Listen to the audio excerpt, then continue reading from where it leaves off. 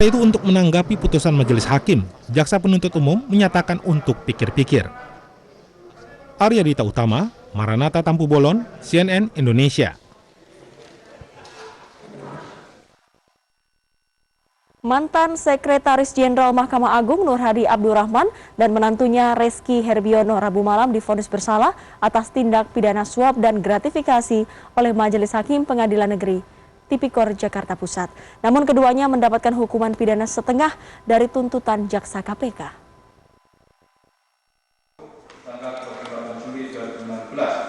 Dalam pembacaan keputusannya, Majelis Hakim menyatakan kedua terdakwa telah terbukti secara sah dan meyakinkan melakukan tindak pidana korupsi secara bersama-sama beberapa kali secara terus-menerus sebagai tindakan yang dilanjutkan.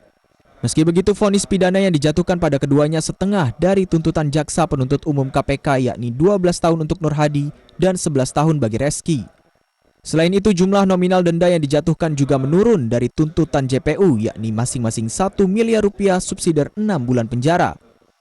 2. Menjatuhkan pidana kepada para terdakwa oleh karena itu dengan pidana penjara masing-masing selama 6 tahun dan denda sebesar 500 juta rupiah dengan ketentuan apabila denda tersebut tidak dibayar harus diganti dengan pidana kurungan selama 3 bulan.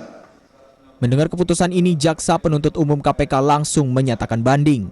Hal itu lantaran hukuman yang divonis kepada Nur Hadi dan Reski tidak mencapai 2/3 dari tuntutan JPU KPK. Pasal yang terbukti itu sama dengan tuntutan dari jaksa. Namun ada hal-hal yang berbeda, terutama mengenai nilai yang diterima oleh terdakwa, ada pengurangan. Jadi kan di dakwaan yang pertama kita 45 miliar, namun yang terbukti hanya 35 miliar.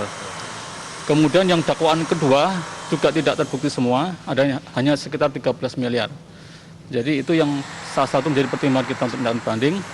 Dan yang kedua ada juga mengenai uang pengganti.